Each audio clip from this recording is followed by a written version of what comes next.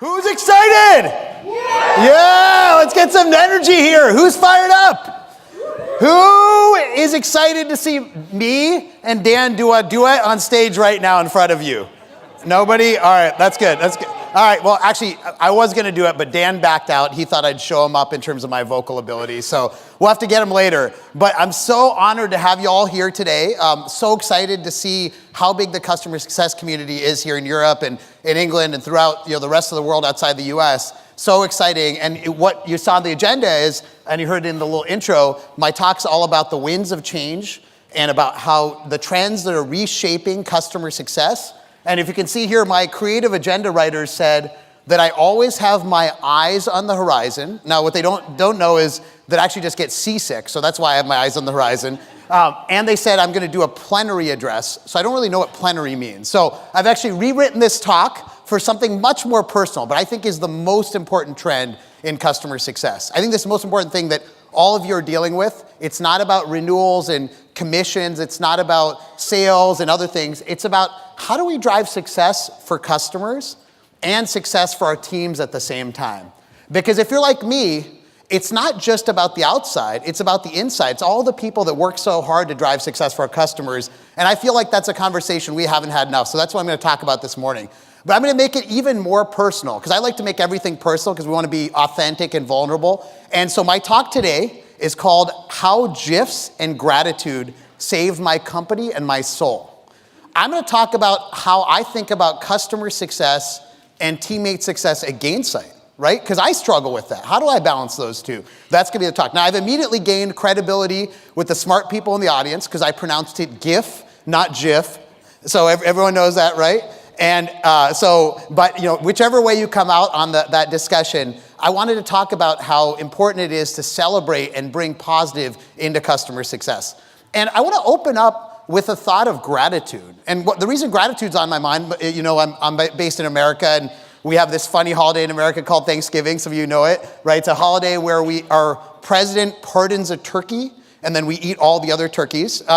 It's a holiday where we then gorge ourselves on as much food as we can eat, and then we're briefly, for about 3 minutes, appreciative of other people in the world. Then we go back to being Americans. So that's Thanksgiving in America, which is a very fun holiday. It's a chance for us to bring our families together. This is my lovely extended family here. You can see I barely made it in the photo there. Looks like I was photoshopped in. But Thanksgiving in America is all about gratitude, right? It's all about thinking about what we're appreciative of. It's about thinking about the community around us. And when I was enjoying Thanksgiving, I was thinking about my family and my friends, but I was thinking about this amazing community we have with customer success and all the people that work so hard on customer success. And I wasn't just thinking the business part of it. I was thinking about the personal part of it. On LinkedIn, on Thanksgiving, I posted that I'm just so appreciative of all the hard work people put in to making this customer success movement a reality. And so what I want to talk about is the personal side of customer success, because I think you can't solve the business until you figure out the personal. That's what we're going to talk about this morning. And I want to get real, because I think in the spirit of gratitude and community and family, we need to be real. So in one sense, everything is awesome in customer success. Look at 1,100 people here, Jeffrey Moore dropping knowledge bombs, yes, Dan Steinman dropping high notes on the stage. I mean, everything is awesome, right? But we're in England, so let's equally admit that not everything is brilliant in customer success, right? I've learned how to translate my language. So not everything is brilliant, right? So as much as we come to this event and we're in kindred spirits and we're so fired up, we all go back to the same challenges, right? And not just us as leaders, but many of our team members as well go back to the same realities. And let's try to be a little bit vulnerable. Some of you may have seen this amazing TED Talk by Brene Brown about the power of vulnerability. I'm a big believer in bringing vulnerability into business, into the way I lead my company, but also the way we lead this community. So let's be vulnerable. Let's realize that as much as customer success is exciting, I think for a lot of us, it feels like we've been handed the whole world to carry on our backs, right? How many, nod or raise your hands if you feel like that sometimes, right? We've been handed customer success, this massive thing, been given very little resource and said, you have to go fix all the problems, right? So you come to this Pulse conference and it's so exciting, and you go back to your office and it's pretty daunting. And I think we should be open and vulnerable about that, right? And I think we should understand that we say it's customer success, But our teams are doing everything. Our teams are doing onboarding. Our teams are doing training. Our teams, many of them are still doing, glorified customer support, right? And a little secret, sometimes our teams actually do some sales, right? I know that's a bad word for some of you, but sometimes they do it. And if you work in CSM at Gainsight, you have to do all of that and do karaoke at the same time, right? Which is like a whole nother full-time job. And so customer success is a lot of things. It's a lot for people to take on. There's karaoke fans there in the front, I think. And then you go back to your office, and whether they tell you or not, all your colleagues, many of them, they've never heard of customer success. So they're thinking or saying the famous quote from Office Space, so what would you say you do here? You're a CSM. I know what salespeople are. I know what engineers are, product managers. What do you actually do here? You're sitting there doing all these different things, and people are wondering, what do you do here? Raise your hand if you be a little vulnerable. Raise your hand if you felt that sometimes. People wondering, what do you do here, right? And we can't teleport all these people into this conference. So how do we actually change that? And I think part of the problem is the term. I don't know who made all this buzz about customer success. Maybe we had a small part in it, right? But the term is both amazing and daunting, because customer success can kind of mean everything, right? I think we all admit that. In this conference, somebody has defined customer success to mean every single thing in your company, right? To some extent, right? And what ends up happening is you then have this customer success team, which some companies might be one person, might be 5, might be 10. Even big company might be 1,000 people. And you got this customer success team, and then you got everyone else, right? And so you've got your company that said, okay, these are the people responsible for customer success. Now, I think this is a necessary step because, as Dan said yesterday, somebody's got to be the pioneer, like in the mobile world or the internet world. There was an internet team. There was a mobile team, right? There is a customer success team. But we got to admit that we can't carry all the weight on our backs. And one of the problems is if we keep trying to carry the weight on our backs, we're not just going to burn ourselves out, we're going to burn our teams out. Because I'll tell you that I think the biggest risk in your business is not your customers, it's your team. Customer success is a grind. It's a grind at Gainsight, by the way, just to be honest. It's also fun, but it's a grind. Our CSMs work so hard, and it's a grind for your teams as well. And if we don't figure out this challenge, we won't figure out any of the other challenges. Now, let me actually sympathize with your CEO, because your CEO feels like, hey, Nick, I did what you told me to do. I hired a customer success team, right? I've solved this problem. I can move on to the other problems, right? That's what your CEO is thinking right now. In fact, your CEO, in some cases, if there's a churn or bad thing happens, says, that's great. I know now who is responsible for that, right? Because they're the customer success team, right? And I think that there's some beauty in this because we're all changing the world. But if you don't balance it, we're going to burn people out. Because constantly being pointed out about the negative things and being associated with those negative things is not a formula for teammate success. So I want to talk about how can we balance these two goals of customer success and teammate success. The first challenge I want to talk about is nomenclature. I think this is actually one of the biggest problems day to day in customer success. I believe we mean 3 different things when we talk about customer success. 3 layers of a cake. So go from bottom to top. There are, in companies, CSMs, right? Now, those CSMs may be doing adoption, they may be doing renewals, they may be doing onboarding, but there's CSMs in thousands of companies, right? Many here. There are companies that are increasingly saying, I want to create a customer success team that's not just CSM, but everything in what we used to call post-sales, onboarding, support, training, customer experience, renewals, account management, et cetera. I'm going to empower an executive to run that whole thing. And we're saying at the same time, customer success is a company-wide strategy, right? So we're saying for the same term, a role, an organization, and a strategy. And I think in some ways this is great because it's really getting amplified.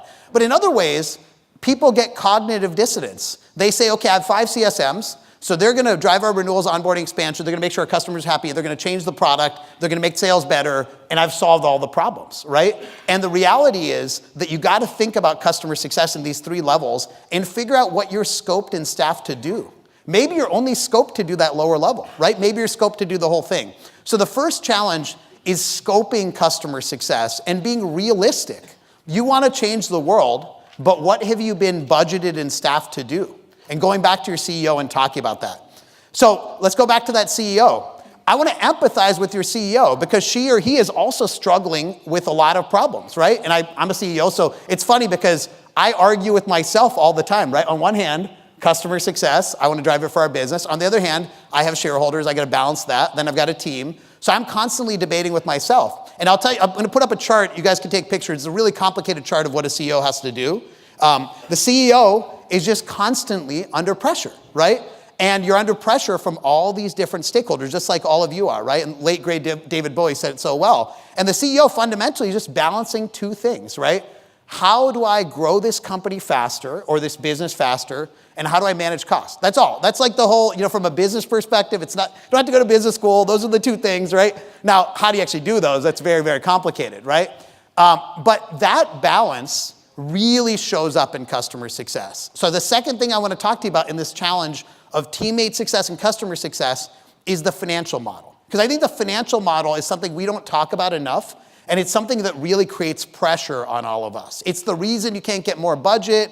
It's the reason your renewal targets are so high. It's the financial model. Because fundamentally, in these new business models that Jeffrey Moore talked about yesterday, the business models are hard, right? Because you're not getting all this money up front from customers. You're having to invest a lot to keep them over time. And so balancing growth and cost is really, really challenging for companies. It's very, very hard. And what's happened in subscription businesses is people have started saying, how do you look at a formula for balancing those two? And they've created this concept called Rule of 40. Rule of 40 is a very important number, a math to understand, right? Or you say maths to understand, right? Or I say maths plural. It's very important to understand the Rule of 40 because it's looking at how do I look at revenue growth and cost together. And there's a great chart online. It's a little bit complicated, but I'll explain it to you. It basically looks at, this is from a research analyst, it looks at how do I balance revenue growth and cost and earnings in my business, and how do I maximize the balance of those two? And what they figured out, the green bubbles are companies that are very highly valued, red are well valued but less valued. So you want to be green more so than red. And what they figured out is the companies that are the highest value, actually if you take their revenue growth and you subtract out their loss or profit, you'll be more than 40. It's very simple. Like for example, if you're growing 100% a year, and that's great, you're growing 100% a year, and you're losing 60% of your revenue as loss, that 100 minus 60 is 40, right? So that's a good balance. Or if you're growing, let's say you're growing 40% a year, but you're break even, that's good too, right? But if you're going 40% a year and losing 50% of your revenue, that's bad. And so the basic idea is, how do you balance those two? How do you get to the Rule of 40? So the second thing I want to tell you is, as a companies, we need to understand this financial model and understand the stress it puts on our team and how do we balance through that. So let's look through the math that a CEO would want to look at for customer success. So on the cost side, so I've got, let's say I'm a $100 million revenue business, okay? So let's say that's your revenue. You can scale this up or down if you want. Okay, so now I've got, most of you know, you've got some kind of cost of goods sold, like basically what it costs to host your stuff and support it and things like that. That might be 20%, might be 30% of your revenue, right? So you take that out. Now you got 70 million to play with, right? I might spend 10 cents on the dollar on customer success. Now some companies spend more than that, some companies spend less, but let's say we spend 10. I might spend 20 cents on the dollar in R&D. And you probably know that if you want to keep recurring customers, you got to keep investing in R&D. So you can't just take that down to nothing. I might spend another 15 cents on the dollar on G&A. That's like finance, HR, IT, et cetera, right? And then I want to keep growing. So I'm going to take the remaining $25 million I have and spend it in growth. And the net of all that is zero. So this is a company that just breaks even, right? So this is kind of a very common SaaS P&L that you might see. Now, how fast will I grow in this model? Let's assume that for every dollar I spend in sales and marketing, I get $1 of new growth. That's actually a really good number if you can hit that, right? So that means if I spent 25 million in sales and marketing, I'll get 25 million of new ARR. But not all of those customers are going to stay with me, right? So let's say I have 90% retention. So now I'm going to lose 10 million. And so what that means is I'm going to grow by 15 million, which means I'm growing 15%. So I'm break even and growing 15%. So that sounds good, but that doesn't meet the Rule of 40. Right? So this company, which by all measures is a really good company, is not a great company. And so the second thing I want you to understand to balance teammate success and customer success is your CFO and CEO are balancing a really hard financial picture. And right now, most people are failing. And how does that show up for all of you, right? That shows up that, hey, can we make that 10% on CSM 5%, right? Do we need to give raises this year? Do we need to do bonuses, right? Why do you need to come to this fancy event in London for customer success, right? It shows up in all this cost pressure. Now, at the same time, we think customer success can be a great way to optimize this model, so if you do it right. So if you're a CSM team, can you optimize that 10%? Can you get more efficient, right? And that's all about, yesterday, if you looked at it, that productivity zone Jeffrey Moore talked about. But more importantly, can you drive more performance out of customer success? Can you take that 10% of churn, bring it down to 5%, and can you drive more growth through expansion, advocacy, things like that, right? So the second thing I want you to understand is, if you want to balance teammate success and customer success, you have to understand the financial model really well, and you have to be able to advocate for budget for your team. And I think most companies don't do a great job advocating for customer success budget. Now, third thing I want to talk about is going back to vulnerability. I want to talk about the personal balance of customer success and teammate success. For me, this is personally really important because at Gainsight, we run a very values-driven company. These are our 5 values in our company. Some of you have seen them. We're very passionate about them.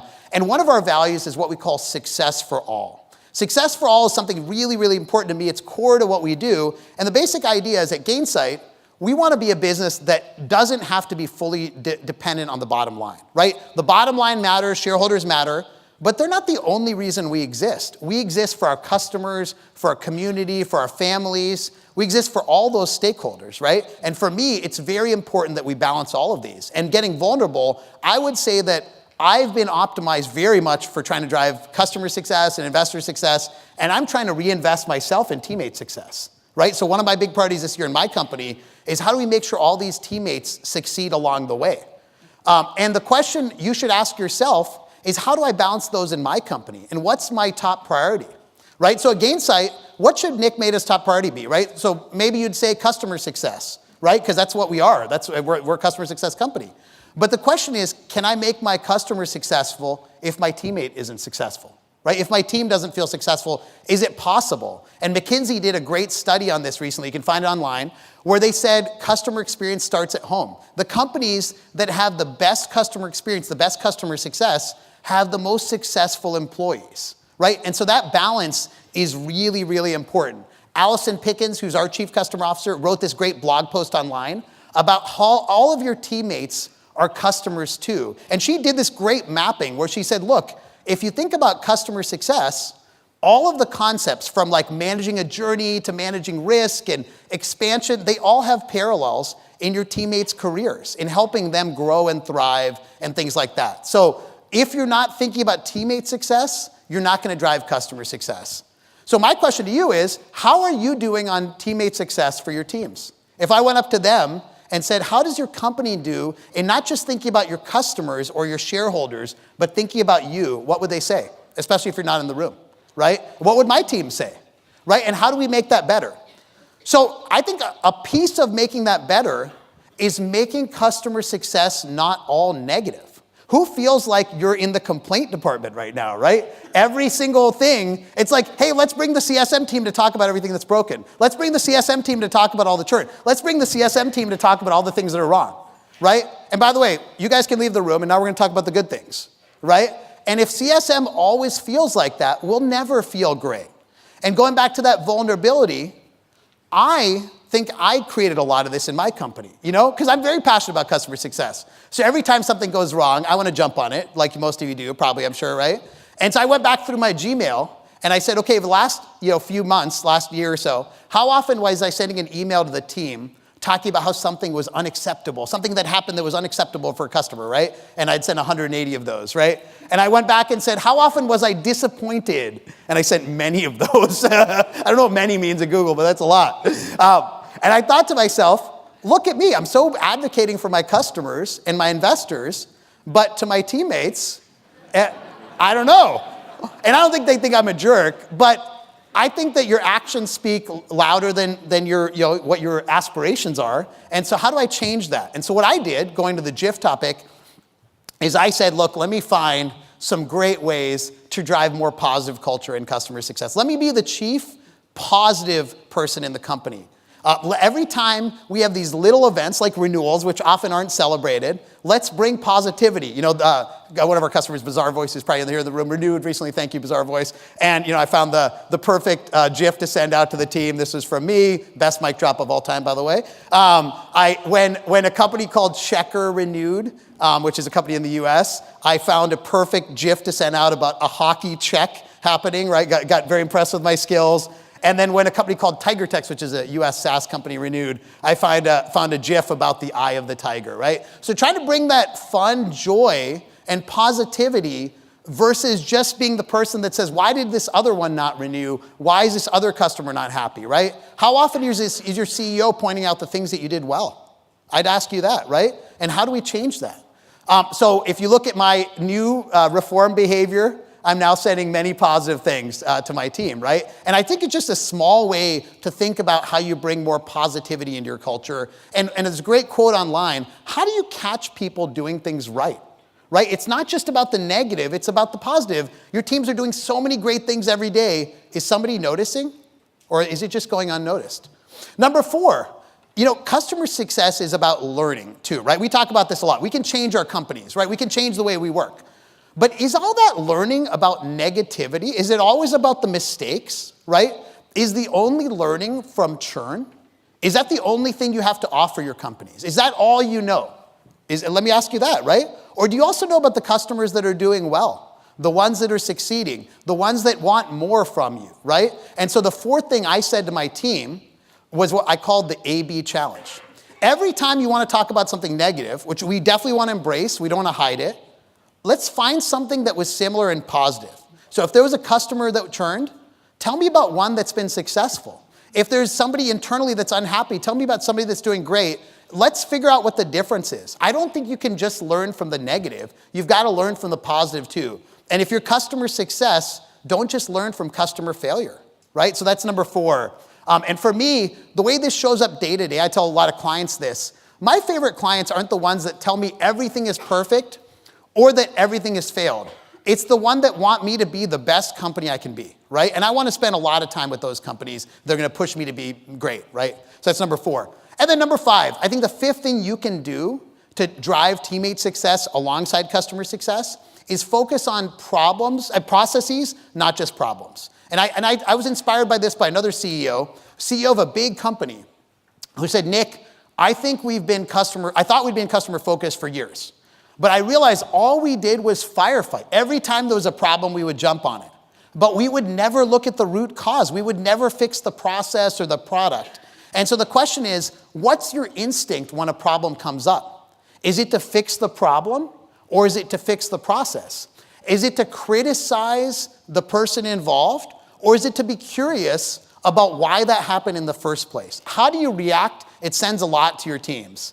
And so if I kind of wrapped all this up, I would posit to you that you cannot be customer-driven as a company without being teammate-driven as well. And I challenge you to take all the energy you have for your customers and take a little piece of it and talk about your teams if you're not already doing that. And think about, in the future, how our teams, our customers, and our shareholders could all be in balance. They could all win together. And we could think of them as kind of a holistic collective, right? It's not us versus them. It's not I win or you lose. We can all win together. And how can we bring transparency to bring us all together in this process? That's what I would really challenge you to do. So if I kind of netted this out, just summarize for all of you.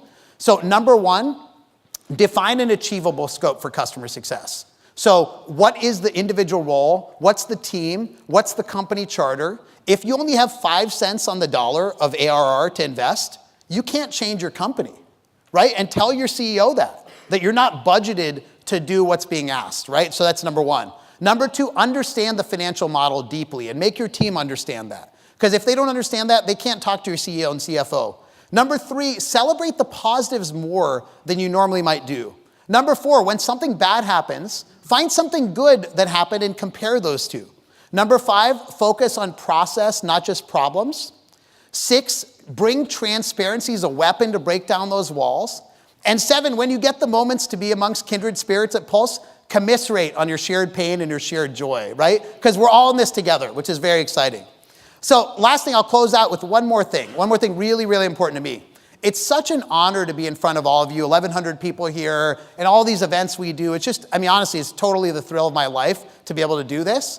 And one of the reasons is I think we are reshaping companies together, right? It might take time. It's going to be longer than we expect. It's going to be frustrating. It's going to be a pain in the butt. But we're changing our companies in the way they work, right? We're changing them to be customer driven. We're changing them to be holistic.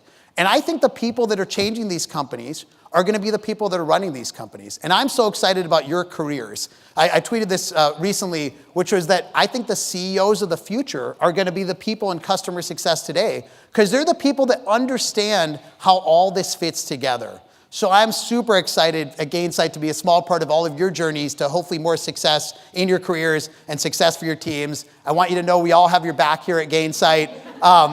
And I want to just wish you a happy Thanksgiving from all your American friends at Gainsight. Thank you so much. Really appreciate it.